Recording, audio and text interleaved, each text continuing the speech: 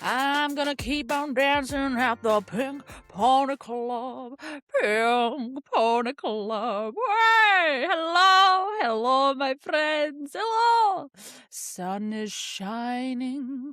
Oh, guys, welcome back to the Weekly Wigs. How bloody nice has it been this last week with spring stepping on our little doorstep, although can't say I'm too impressed with the upcoming forecast. A pissing snow.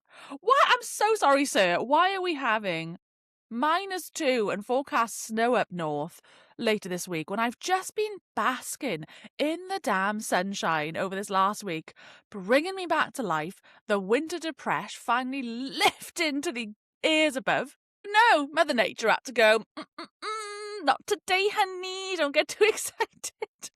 Miss Spring, she ain't quite ready yet. She needs, just a little few more weeks. God, I hope it is only another week, because I swear to God, it's the end of March, hens. It's coming to the end of March. I need my sunshine permanently, okay? It makes you feel so good. I've been sitting up on my little rooftop thing that I've got in my building this week, just doing my lunch breaks and just having not even just a literal 5 minutes of sunshine, just beaming onto your skin, soaking in that vitamin D, and you can hear the birds chirping around you, blue skies. You can actually sit out in the open with a light jacket on. Come on now. Anyway, gave us a little taste of what's to come, which has got me feeling positive. But anyway, welcome back, guys. We're back to the Weekly Wigs.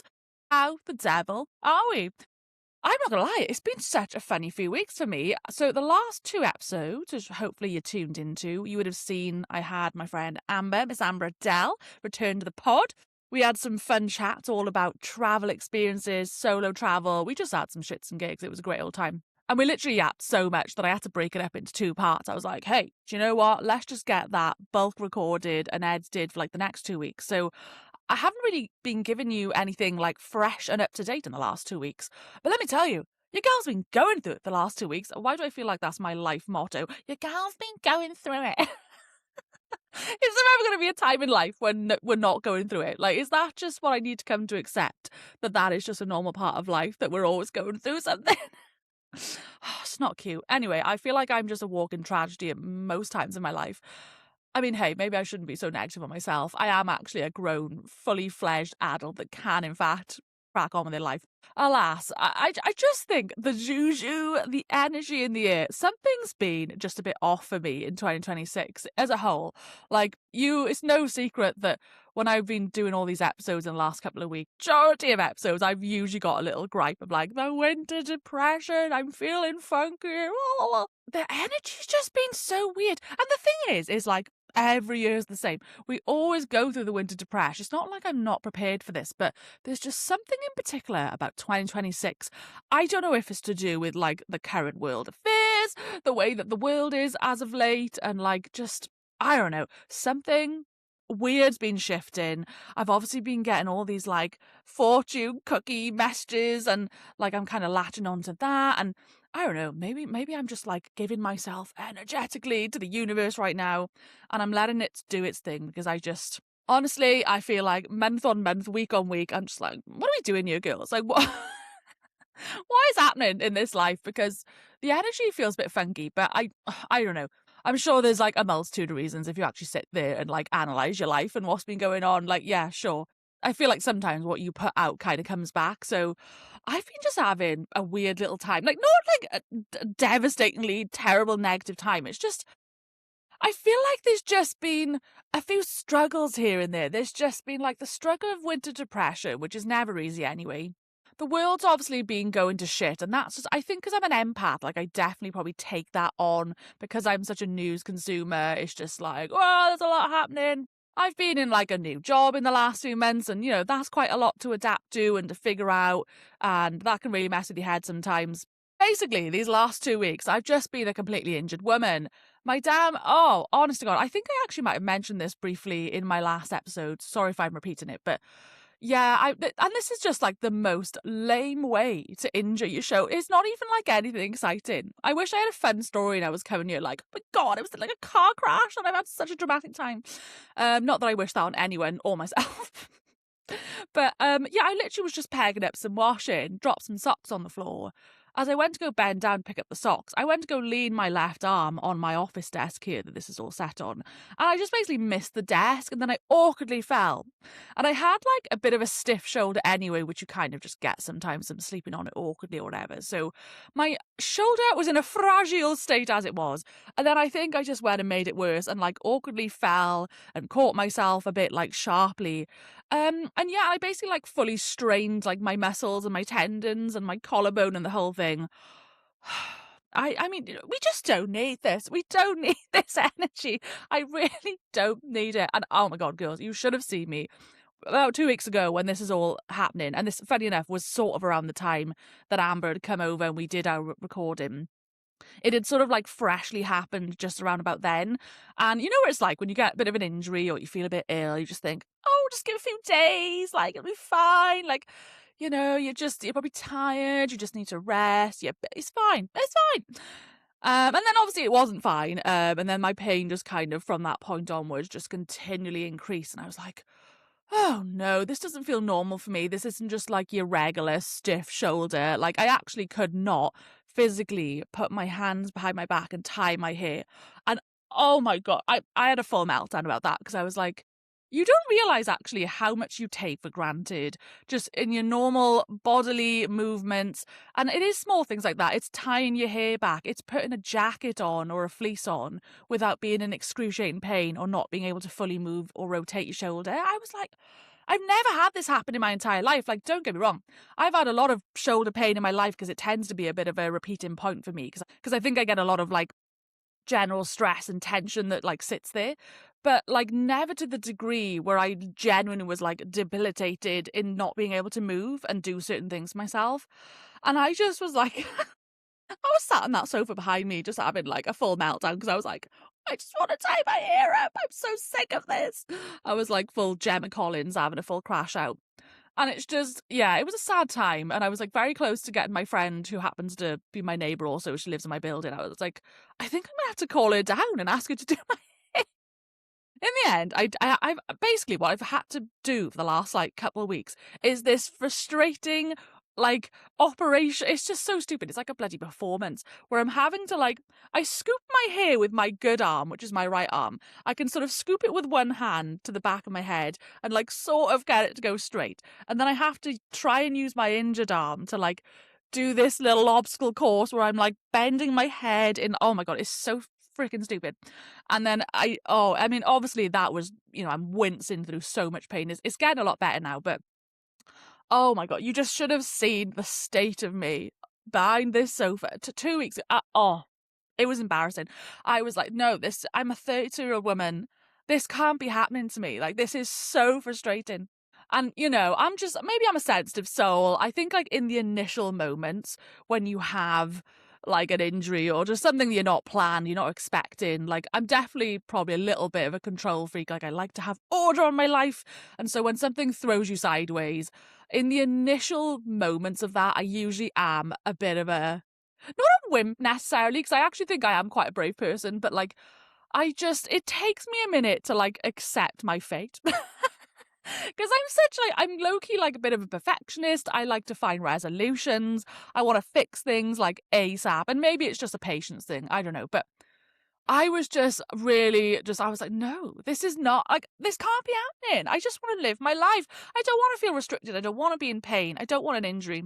And so, yeah, mentally, she wasn't doing so well. And to be fair, to my defense, I think obviously when you're in that much pain anyway, and then going through the experiences that you have to go through in this damn country on the NHS is enough to send someone into orbit because, oh my God, girlies, let me tell you, the experience I had like a week or so ago was so frustrating. Like, not to fully bash the NHS because I know that's like the classic trope of the UK. We all hate the NHS, but we all need it and all the rest of it. And generally, they're great people in the NHS. Like, we all know by now that it's just a very underfunded, failing system in many ways, very sadly, not to the fault of the practitioners themselves, but like, honest to God, it's crazy how many hurdles you have to go through to find an answer. That's kind of what makes the entire experience so stress-inducing and honestly probably prolongs any injury or illness or whatever it is you've got going on. Like, stress really links to your physical health too. So into about 4 different establishments, GPs. I was in A&E, I was in an urgent clinic, like a walk-in centre. Then I had to go back to the GPs. Then I had to go to another place to have an X-ray. Oh, but I gotta tell you about this X-ray thing. Oh, I was actually so mortified. I rock up to I hadn't been to this place before. You know what? Like, so like the NHS, obviously, you've got your standard GP practices. Then obviously you've got hospital A&E, like for more emergency stuff. And then there are sort of like these in-between places that have like some functions there. So like they are still a GP, but they have like extra functions like X-ray units or things like that, right? So I went to this place to get an X-ray. But by the way, after having to battle my GPs and basically plead for them to give me an X-ray, I was like, head, with all due respect, I know I probably don't have a broken bone because I would probably know about that if it was protruded out of me. But like, it could have been a fracture. It could have been anything. And I had to really battle with them to be like, can I just please get an X-ray just so I can rule it out? Because then at least I know what's going on there and we can fully correctly diagnose what the fuck's going on. Anyway, sorry, I won't get into it because that was like a whole thing. But anyway, I rock up to this centre that has the X-ray place and it's full of OAPs, understandably, because, girl, I seem to be the only bloody 32-year-old woman who gets herself injured like this. I felt so mortified. I mean, lovely little old biddies, do you know what I mean? They're there trying to get their bloody fractured hips and their broken bones checked with their walking sticks, like, and I'm just there like, just injured my shoulder because I picked up some socks. And oh my God, I haven't had an X-ray in I don't know how long. The only other time I've like essentially broken a bone and injured myself was back when I was like 17. Oh, I mean, this is kind of a story time in itself, a little side tangent here. This was the first time I ever went out into the city of Cardiff. Like, you know, when you were growing up, like you would like low-key probably underage drink in some local pubs and you could sort of get away with it. But like going out to your big city, your big local city for like a nightclub night out, like that was my first experience in Cardiff and I was underage at the time. Don't come for me, please. And then it was like a group of just, you know, all the school people going out for a big night out together. It was sort of like this tradition and it was called Party Bonjo, which is Welsh for bonding party.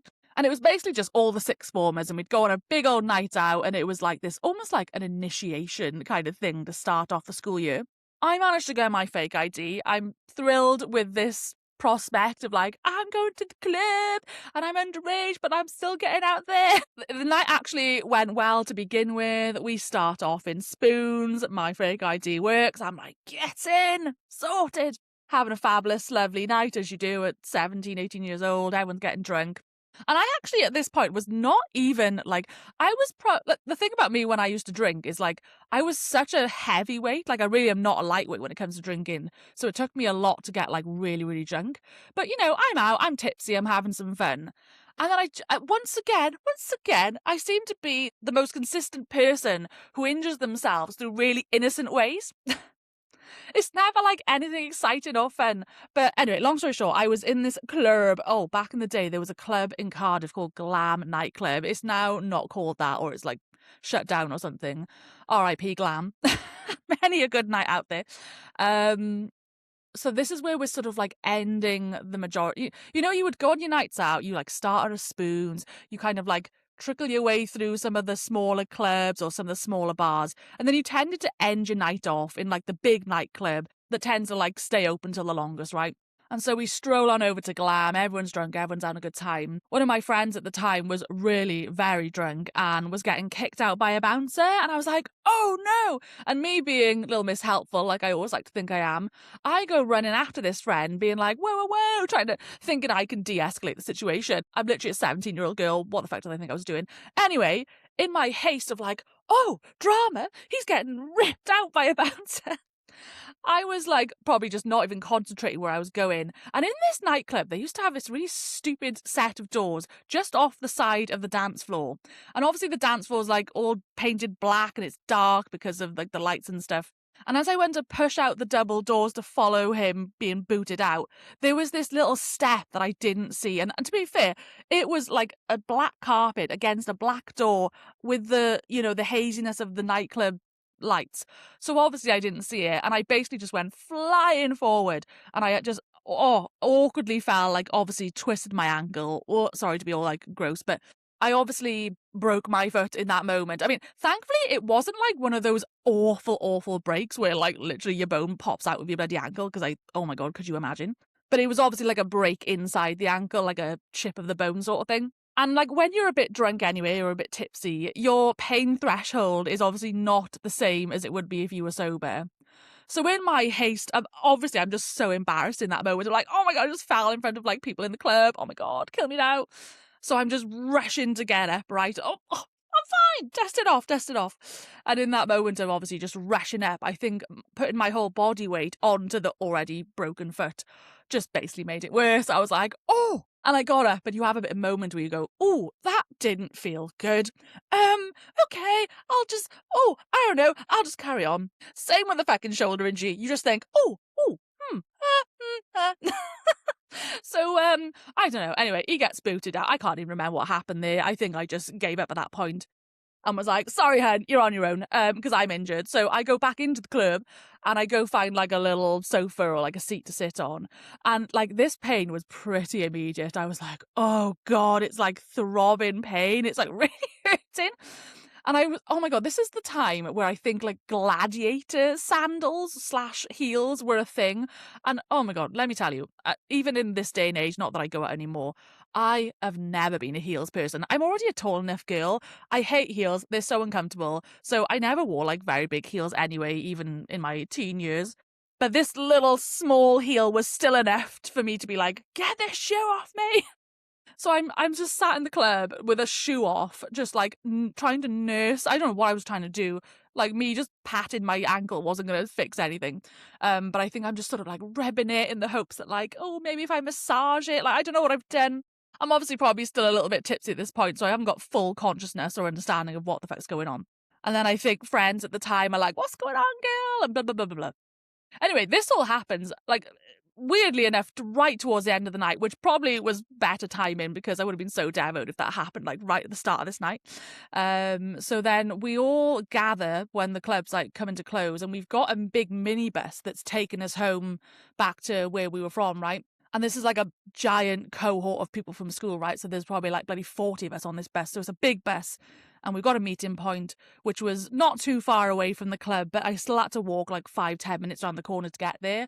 And at this point, oh my God, I was in so much agony. My foot had like ballooned. Like it was like, you could see it was clearly like broken. And I was having to hold on to friends and like hop all the way there. I was like, oh no. And this entire time I'm such a mess and I'm probably crying at this point because honestly, my biggest fear at this point is I'm terrified what my parents are going to say. Because you know what it's like parents, their initial reaction, even though they obviously want to make sure you're okay, they will come to you like oh, Megan, what have you done? And I don't know why. I was just, maybe because my parents were quite strict in some senses, like, and I don't know, I just felt like I didn't want to disappoint them. I don't know what that was, but I was just so genuinely like, shit, oh, I'm going to be in so much trouble. Like, no, I wasn't in trouble because like I bloody hurt my fucking leg at the end of the day. I couldn't help that, but I was just already at this point, I'm in so much pain, just trying to focus on getting home. I probably have messaged my mum at this point to be like, I'm on my way, but I've really hurt my ankle. And she's probably thinking, what the bloody hell has this girl done? But in my head, I'm concocting this like really dramatic story just in case like I'm in trouble or something. And I really didn't need to. I don't know why I was so focused on doing this at the time. I think I was genuinely just so terrified that like, I was just, I don't know, maybe I wasn't going to be believed or I was just going to be grounded. I really don't know why I went to that extreme place, but maybe that's just the anxious child in me or something. I'm not sure. Because the actual, like the reason for the fall was so genuinely innocent. Like it's not even, I think maybe I was scared of this perception that like my parents thought I was just this like really leery drunk and I can't look after myself and I'm so embarrassing and like, oh, what a tit. You know what I mean? when actually it was just me looking out for someone, trying to just diffuse a situation, and I just genuinely fell over a step that I didn't see. But I get on this minibus, and I mean, try being on a minibus when you're just in agony. Every other young 18-year-old around you is just steaming drunk. They are obviously not in a position to care or be paying attention to what's actually going on with you. I think my friends are all giggling at the back. I'm just at the front, like, trying to stay away from all the madness because I have to, like, take up 2 seats so I can put my leg up on the seat because it's so insanely painful. And at this point, there were some boys at the front of the bus who were sat by me, and you know what lads are like in school? They're like, "Rah!" They don't know how to, like, converse with you, so they just, like, bant you the whole way home. And then this one boy at one point, like, comes out of his conversation, and he looks at my foot and he goes, "Fucking hell, that's huge!" And he's, like, noticing how swollen and balloon-like my foot has become. And then he's making comments, and at this point, I'm just, like, so embarrassed. I'm like, oh my God. I'm just like the weird girl. And I was already so shy and just like in school anyway. And now I'm going to be known as like the fucking girl who broke her foot on the Paddy Bonjour. And I was oh, it was too much. It was just too much. And then oh my God, I just, again, so clumsy, so innocent. I don't know if it was just like a movement on the bus or the way I moved myself, but I like accidentally whacked my injured leg like on the bottom of a seat, and I was just like having to restrict myself from screaming so much. I was like, oh my God, get me off this bus, get me off this bus. Finally get off the damn bus. My mum's waiting in a little lay-by to pick me up. I'm fully having to get someone to help me hobble to the car. At this point, I think she's realising, what the bloody hell is going on here? I get in the car. I can't even remember what the conversation entailed, but it's just me, just being like, "Mum, can we just go home? I just want to go to bed. Like, I've hurt my foot. I don't know what to do." I think at that point, she's probably thinking, should we take you up to A&E? But at this point, you know, we've been on a full night out. I'm a bit drunk. It's like 3 a.m. I also have school the next day. This is the craziest. I actually can't believe whoever came up with this idea of Paddy Bonjour and what it would consist of. Why did we pick a weeknight to go out? Maybe it's because it was like student prices were cheaper or something at the time. But like, we all did this and purposely signed up to go on a full rager night out, and it was a bit of a rager night out, and to agree to then come into school the next morning at like 8 a.m. Did we all agree to that? I never understood that. But anyway, my concern obviously is I'm just thinking, I got school tomorrow. Like, what do you mean? I'm not even honestly processing the thought that I could have like a fully broken foot, even though it's quite likely. The thought of like a cast on my foot at this point hasn't even entered my brain. I just, again, in my thoughts, I'm just going, oh, just give us some time. Maybe it'll be better in the morning. I'm tired. It's been a long night. Like, I just want to go back home. So I'm like, Mum, no, can we just go back home? I just want to go to sleep and then just see what happens in the morning. I think I make it home. I probably slept for no more than 3 hours because then it's like 6 a.m.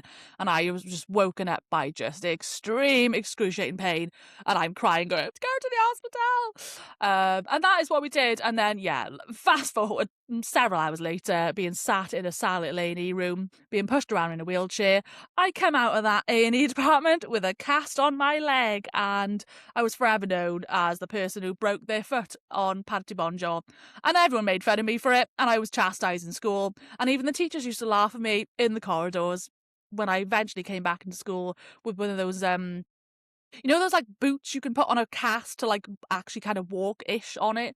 I had crutches and one of those things, and I was eventually able to come back to school after like a good couple of weeks. And I just had teachers just like giggling at me when I walked past them, and all the boys just like making fun of me. I was like, kill me now. This is just the worst time of my life. Well, anyway, that was a big, long side tangent. I'm now slightly forgetting why I got into that in the first place. I think I was just referencing that, like, I'm just so frustratingly susceptible to, like, innocent, frustrating injuries. And that's obviously where I found myself as of late. So, well, that was it. Back to the... Sorry, I've remembered now. I was talking about x-rays on night because I was like, when was the last time I had an x-ray? Oh, yeah, so going back to this x-ray thing for my shoulder... I go into this place, right? You sit in a little waiting room. Yeah, no worries. They were actually like pretty quick. I was quite impressed with how quick I was just straight through there. Some kind of like nurse lady, she like brings me into this room. You end up being like passed from room to room. There's like so many damn waiting rooms in bloody hospitals and GP units.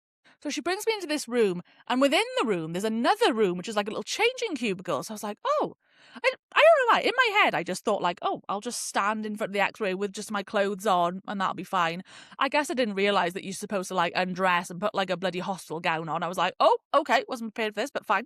Yeah, I just need you to go in and take everything from your top half up, including your bra. I was like, oh, okay. I walk into this changing cubicle, and obviously, bear in mind, at this point, I am in so much excruciating pain. Like, any, like, sudden movement is really painful. And I'm assuming she knows that, and she's stood there waiting to maybe help me, which, honestly, thank God she did. But I was just a bit confused, because she just kind of stood at the doorway, holding a gown, and I was a bit like, is she just waiting for me to take it off her? And then I shut the door, because it's like a full private cubicle. And then she just didn't, so I was kind of just going with the flow. I was like, okay, I guess I'm just going to dress in front of you. I mean, not that I cared that much, because it's like, she sees everything. She's a health worker, do you know what I mean? But she didn't seem to be budging, and I was like, okay, I guess I'll just whip my bra out. I'm just stood there, tits out in front of her, having a full, just casual conversation about the weather, probably. And then she gets me, I put on like the first one over my front, but I'm a big tall girly and I got broad shoulders. These fucking hospital gowns that they give you are so bloody tiny for me. So she needs to get me like another one to just give me a modicum of privacy and dignity to like wrap around the back of me so that like all my body is covered. So she goes and does that, and I just, I just feel like such a loser. I'm like, I'm just here with half a gown on. I've just whipped my tits out in front of this woman. I don't know if I was supposed to do that. Because then, like, later on, I when I'm finally all dressed in my gown and I go in this next part of the waiting room, I can see all these OAPs coming in and out, and they're also doing the same as me. But every single one of them went into that cubicle and shut the door and then just did it themselves. I was like, is this because is it because, like, I had a shoulder injury and I couldn't redo it myself? Or did I just not read the room properly, and was I supposed to be like, okay, I'm just going to change now? I did not stop thinking about that the rest of the day, and I was thinking, oh, this woman's probably gone home and thought, God, this girl today, she was well confident. She just whipped her tits out in front of me. She didn't even shut the door. I know that probably was not like an issue, but you know what it's like? You just overthink these things. So I was just pretty glad to get out of that joint, to be honest. I was like, can we just get on with this? Just x-ray me. I want to go home now. I'm just embarrassed. Oh, the things that we go through. So anyway, all that to say, good news is no broken bones, which I didn't think was the case anyway. But like I said, I wanted to rule it out, because it's just good to know what you're dealing with. Because then when you know it's not a fracture or a bone thing, you obviously know it's like your muscles and your tendons, and then you can figure out a way to heal that. Although, to be quite frank, I still had to pretty much Google the entire thing myself, because of course no healthcare person tells you what to do other than just take paracetamol. I was like, all right, hun, cheers for that. So it's been a long 2 weeks for me. I am in recovery mode. I am doing a lot better, thankfully. I can move a lot better now. I can put my hair up in a bobble a lot better now, but it's just still a little bit of like a little bit of an operation to do it. But I'm hoping in a few weeks now this will all be gone. I think it takes about 4 to 6 weeks potentially for an injury like that to be healed. So just pray for me out here. I think in line with that, I'm actually, well, funny enough, last episode that I just released did mark the 20th episode of The Weekly Wigs. And what I've done so far is I have done 10 episodes per season. And there was a part of me that was kind of thinking, oh, maybe I just cap it there and then take a bit of a break and then come back for a season 3, which is what I'm going to do. I was like, do you know what? Considering we're sort of still in March, I may as well just go for like another 2 weeks or so and just give you more of like an up-to-date yap.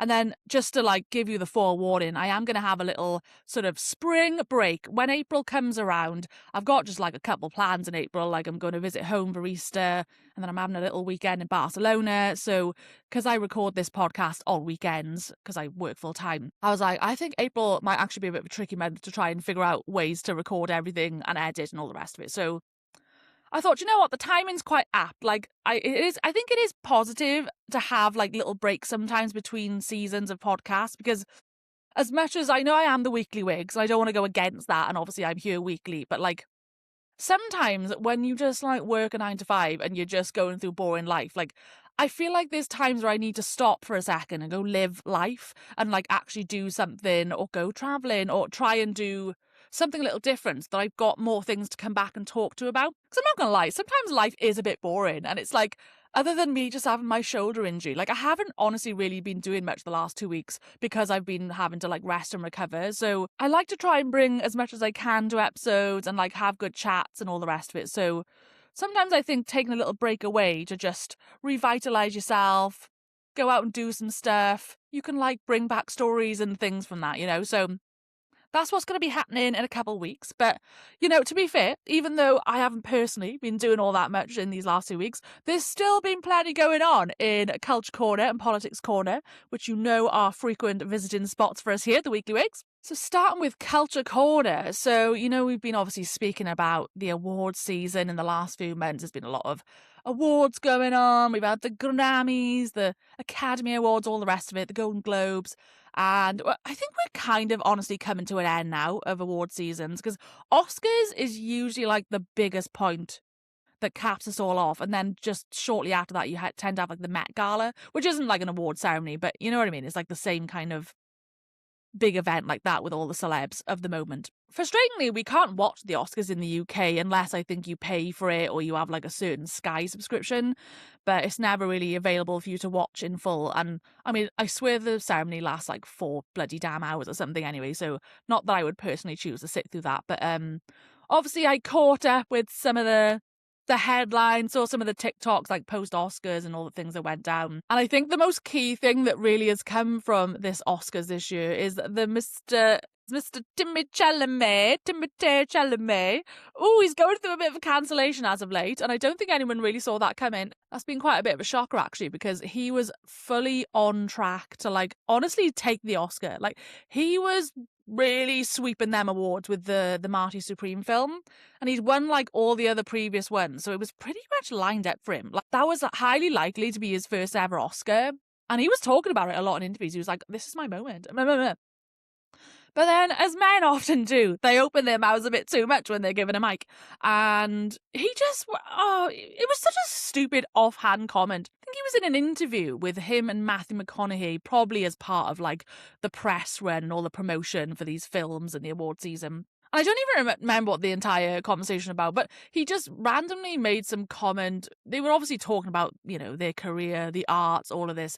And he said some kind of offhand comment, kind of like dissing the world of ballet and opera. He said, I can't remember the exact words he said, but he said something on the lines of like, well, you know, like ballet and opera is pretty dead these days. So like, what's the point? And obviously he just entirely insulted a complete corner of arts there, like a complete section of the industry, which is a very revered, respected, like part of the arts. Like, I don't know, it came across just like really ignorant and arrogant. And of course, you know, all the ballet and the opera communities and the theatre communities of the world are thinking, fucking pipe down, hun. How dare you talk down on us just because you're some fancy A-list millionaire actor. So, it wasn't looking good for Mr. Timothée Chalamet. And then he basically, well, not that I know that this is connected, to be honest, because it's highly unlikely, because they probably choose the winners like way, way in advance. But he didn't end up winning his Oscar, which I think people were kind of shocked about. They were like, oh, this might be a slight downfall for you, Mr. Timothée. So anyway, that was probably like the most juicy drama of the night, really. But yeah, the only other thing I caught from the Oscars, I did watch the K-pop Demon Hunters performance of Golden. That was great.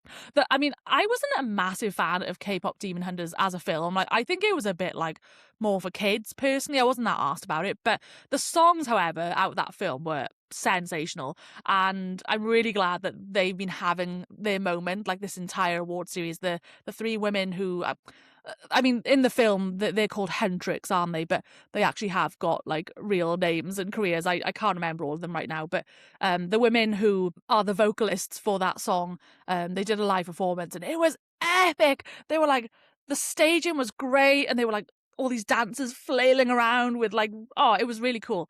And the vocals were top tier. So I was really glad that they had that moment, because respectfully, the fucking Oscars, honest to God, who is in charge at any of these award shows? When, you know, when they like cut them off on their award, you know, when people are doing like, acceptance speeches, like I get that like people can't waffle on forever because they've got a tight schedule, but the way, oh my God, it was so savage. So the crew, the squad, you know, whoever they are, the directors, the people who were accepting the award for K-pop Demon Hunters, they're there, and the singer woman is like having a little moment in her acceptance speech, and then she goes to hand off to, I guess, someone else who's involved in it, and he opens his mouth and it's a full cut off, and like music just plays over him, and I think they did that twice to them, and I was like, guys, come on, production, come on, like whoever's in the production suite who allowed that to happen. That was so wrong. You really did those people dirty.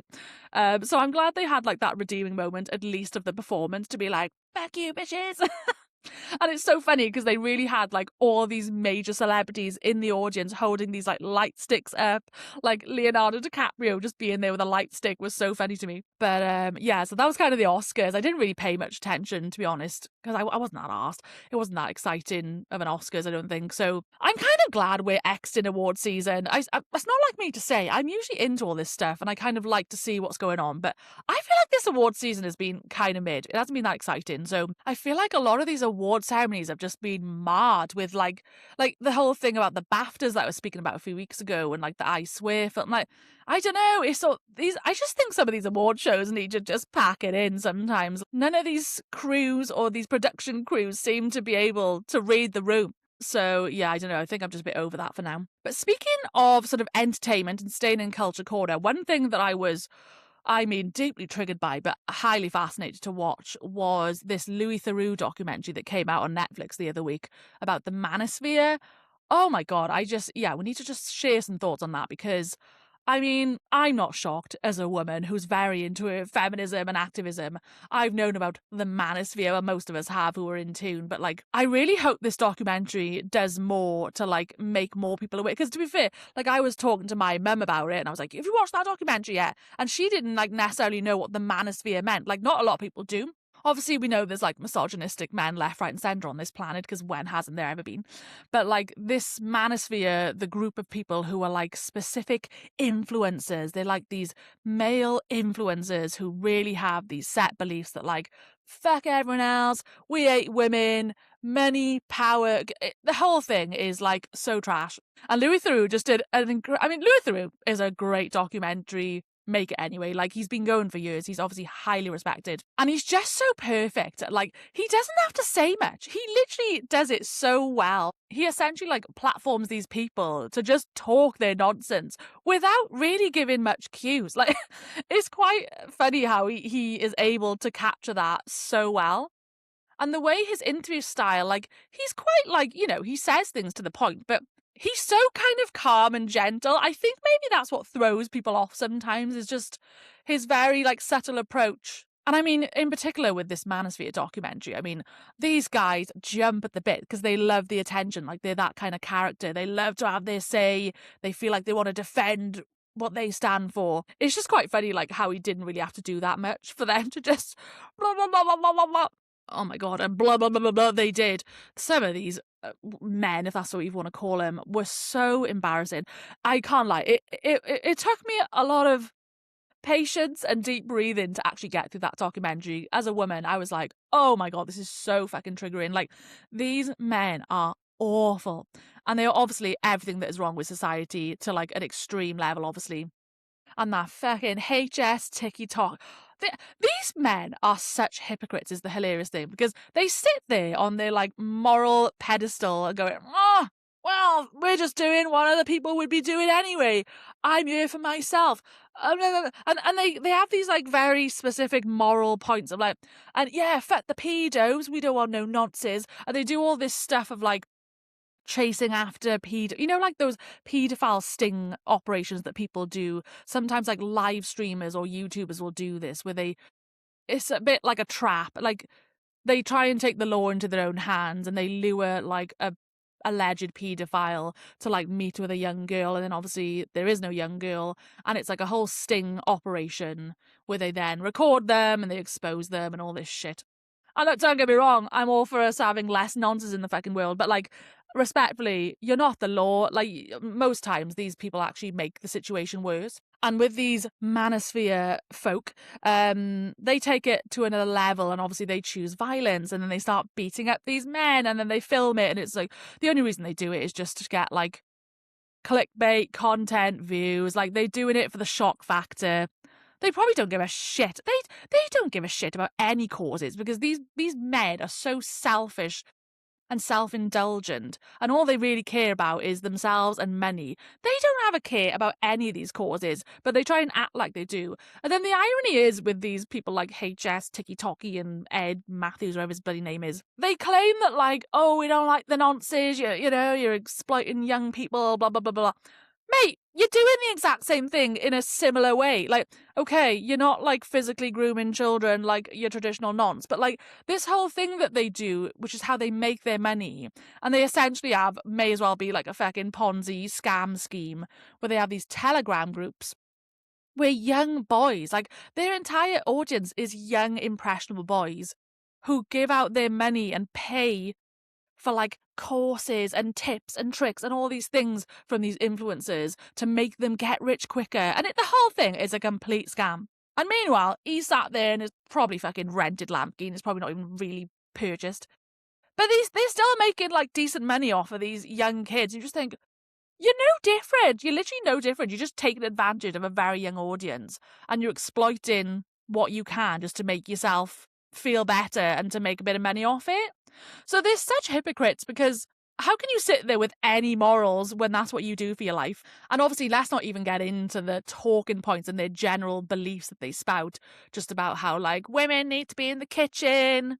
Oh, fucking OnlyFans, they're a bunch of slag. It's so backwards and it's hilarious to me. That HS Tiki Toki, he sits there and manages OnlyFans girls and takes all the money off them. But in the same breath, he then slags them all off because he's like, oh, that's disgusting. My daughter would never. Mr. God, I'm not going to lie. It took a lot of just willpower to sit and have to listen to these people spout. But as uncomfortable as it is and as frustrating as it is to see these people almost have a platform, I think it's also important to remember that Louis Theroux, like, he's not stupid. Like, he knows what he's doing. He's getting these stories out there. He doesn't have to say a lot because he knows how terrible these people are. And at the end of the day, he's highlighting what's wrong with the world. And I'm glad he does that. It gets people talking.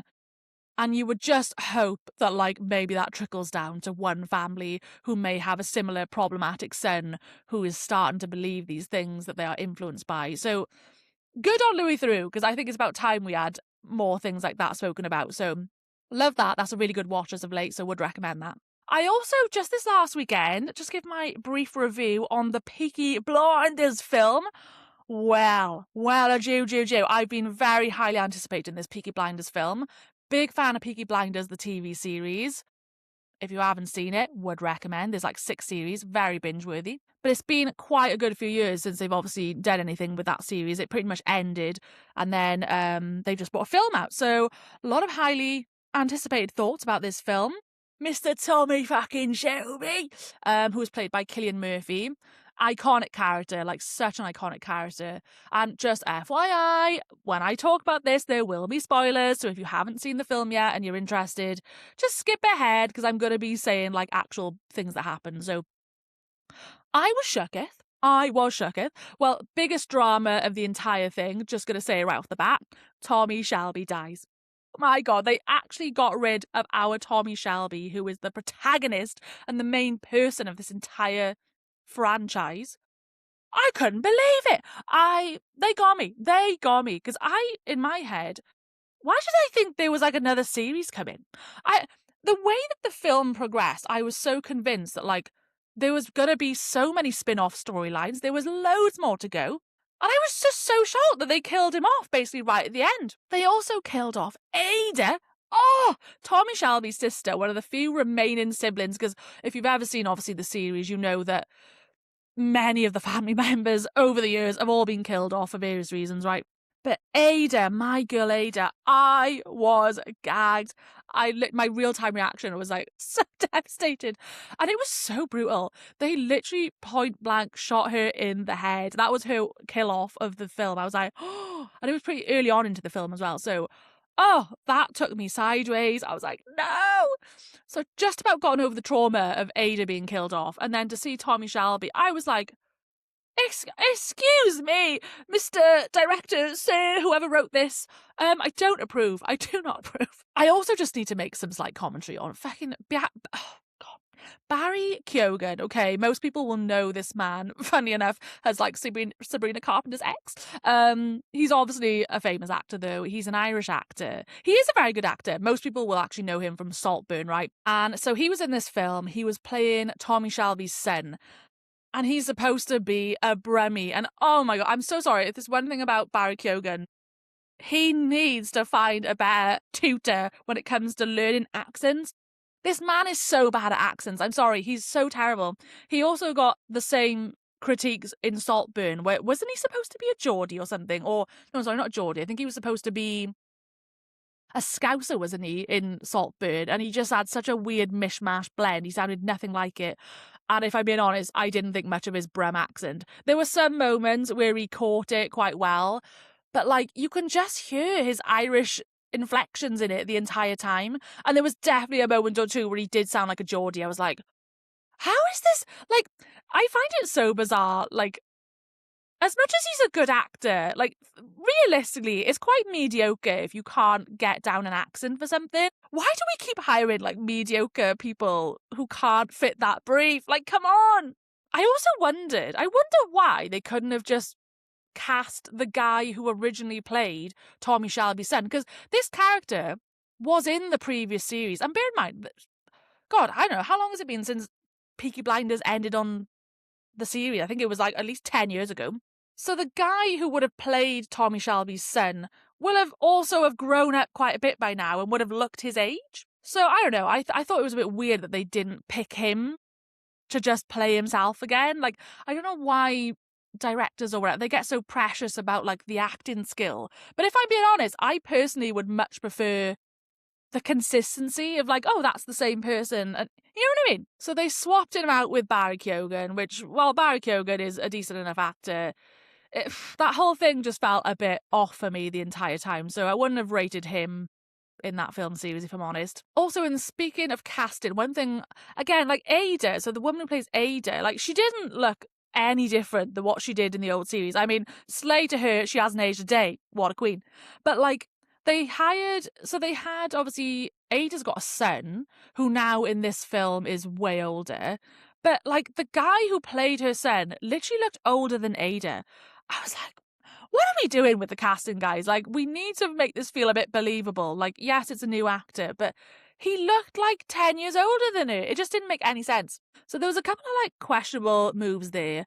And also just like having no inclusion of certain characters. Like Arthur Shelby? Why the fuck was he not in it? I know the storyline, again, spoilers, that he had died, but like, they were sort of doing these flashback scenes of those moments, and you could see they were obviously using a body double, and I was like, what do you mean we're having a Peaky Blinders film and not even a hint or an image of the actual Arthur Shelby? Because Arthur Shelby is such an iconic character as well. And the guy who used to play him in the series was like really good at that character. And I just thought it was quite insulting and a shame to not include him in any way, shape or form. I think I was reading that, unfortunately, I think in his real life, the guy, that actor, he might have like some problems, or I think maybe he struggles with like substance abuse or something. So maybe there was like something to it. But I just thought it was a real shame that there was no imagery of the actual guy who played him. So that felt a bit sad that he just wasn't included really in the storyline. I was expecting like more of a dramatic send off for Arthur Shelby's death, because if you've ever like followed the entire series, like he is like the bloody immortal man, which is the name of the film. So I wanted, like, if he was going to be killed off, I would have liked to have had a bit more of a juicy ending. Do you know what I mean? In the same way that they just fucking shot Ada in the face. Like, what do you mean they just had a body double of Arthur and they just said that he killed himself, but then he didn't? Oh, you know, it was a whole thing. I wasn't satisfied with that ending. And then I was also a bit confused. Like, there was certain characters like Finn, the other sibling, which I know in the end of the series he was kind of banished technically anyway by the other son because like he wasn't a killer and he couldn't like get down with the gang, you know. But to not have any mention of him or to understand whatever happened to him, I thought was weird. There was also this like thing about Tommy Shelby's got so many bloody sons at this point. His other son, Charlie, was that his name? I can't remember. But his other son, the whole storyline for him was like, oh, he's just off in the war, so there was no appearance there. We also didn't know anything about oh God, what was the name? Charlie's mother, Tommy's like ex-wife. I can't for the life of me remember her name. But like, I would have loved to have seen her make an appearance. And then there was nothing for that Harvey Oswald, which, considering the storyline was about like World War II and fascism and all that kind of stuff, and that was one of the key themes of like the final series of Peaky Blinders, was to do with this character, Harvey Oswald, and how Tommy was like intertwined with him and wanted to take him out of the equation.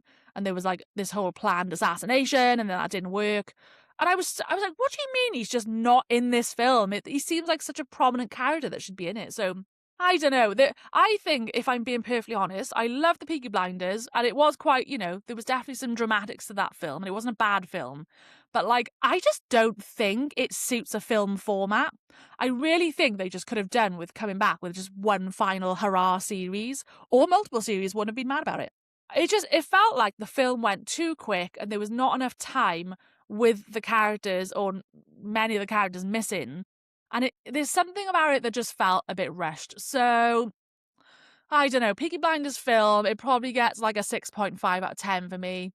There was some dramatics. And to be fair, like, Cillian Murphy never fails at that character. He's so good. Like, he's such a great actor. And I loved that we had that Tommy Shelby back. I was like, yes, it's so good to see this character back on our screen. But, spoiler alert, not for fucking long.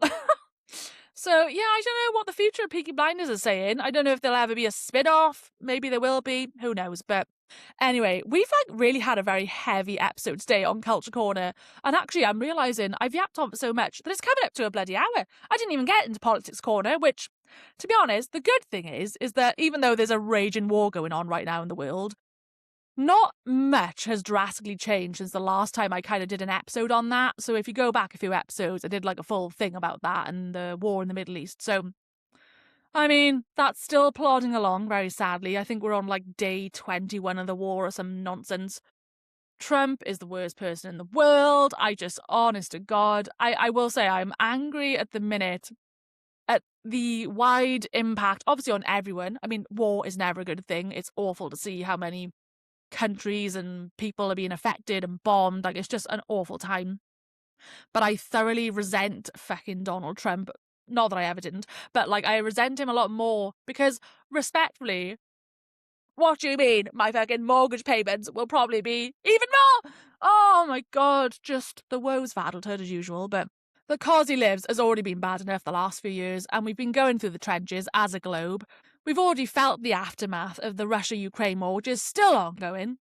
We've had COVID pandemic. Oh, and now we've got a meningitis outbreak, apparently. What the fuck's going on? I saw a meme the other day and it was like, the sun is shining, it's coming up to Easter, which is what happened when the COVID outbreak happened. The Pussycat Dolls have reunited, and there's a meningitis outbreak. What the fuck? I'm just like, girlies, I'm just like not over the trauma of COVID yet. Can we not go through another potential outbreak? Bloody hell. Thankfully, I don't think meningitis is as spreadable as what COVID was. So hopefully that'll die down soon. But I mean, thoughts going out obviously to the people in Kent who have been affected by that, because that's just terrifying. But anyway, so it's like, that's all going on. We're already feeling all the effects of the cost of living, and now with this just nonsensical action by Israel and America to just bomb Iran, the oil prices are going to get affected, food costs, it's all just going to go up again, and I'm just so over it. I can't take it anymore. I just want to be able to live my life, do you know what I mean? I'm definitely most concerned about my mortgage payments more than anything. I was so buzzing because, like, when you're on mortgages, you have like fixed terms or whatever, right? And my 2-year fixed term is coming to an end this summer. And usually, in most circumstances, you can get your payments to come down, which is obviously a help to have a bit more money every month. And now with this action of war, I mean, the global impact that it has then on the economy and the stability of mortgages and things like that, it gets greatly affected by it. So I honestly don't know what my summer's going to look like when it comes to changing this mortgage and whether it'll come down now. I really hope it does. But yeah, Politics Corner is a hot ass mess as usual. When isn't it? Oh, and by the way, sorry, slight rant here. I was actually so frustrated the other day. You might remember like a few episodes ago when I did that whole piece on like the rise of the far right, and I went to that Britain First counter protest in Manchester, I showed you my little sign, right? I got this protest sign that I made like a year ago, and it's just this like cardboard box thing that just has fascism not welcome, okay? Because that is my personal message that I'm putting out to the world. And I made that in response to all these Union Jack flags that were flying around everyone's damn windows. And I felt annoyed at the time, and I was just like, fuck this. I want to feel like I can say something myself. I want to show that I'm not on that side. And I'm going to make this little sign and pop it in my window just so everyone around me knows where I stand on that shit. Anyway, that's just the activist in me. But I've just peacefully had that sign there all this time. And then I get a knock on my door about 2 weeks ago. My concierge telling me, you need to take the sign out the window. I was like, what? What do you mean? Someone made a complaint? Like, I was fuming. I very sadly had no leg to stand on, because I come to learn that when you live in a block of flats, you're like a leaseholder, which means you are unfortunately pinned down by the rules of the building owners, or, the management company, or whatever they want to call them. And like in my leasehold, there's a rule that says you're not allowed to have signs in your window. I was like, fuck off! So you can imagine the activist in me was tamping, fuming, raging. I was like, you can't be real. This is my home. I want to display this sign as my show of solidarity. And now I've got to take it out. And meanwhile, all the people who and there's literally someone in my building and the building across the way who this entire year or so have had their Union Jack flags outside their windows. Do you think they get told off? Absolutely not, because, oh, well, it's just a flag and it's this. We all know what the flags mean. We all know what they mean. But alas, I had to take the L. It's still on my shelf, so when my window is open, and if anyone in the close vicinity is nosing into my flat, they will still see that sign, and they can't do nothing about it because it's not in the window. So just know that message never disappears, okay? It might not physically be allowed in my window space, but it's here, and you won't forget about it. So anyway... On that note, I've yapped enough, to be fair. I didn't expect myself to get so much out of my yapping today. I honestly came in today thinking I was going to struggle to have things to talk about, but as is always proven with me, I can talk for days. So I actually did have quite a few other things in my little list here that I was going to go through. I had a whole section on TikTok virality, which has been happening to me recently, trolls, comments, but hey, maybe we can say that. Honestly, that could honestly be an entire episode in itself, because the way that humans behave on the internet is something that needs to be studied. But I will leave that for another day. Maybe I'll chat about that next week on our final episode of season 2.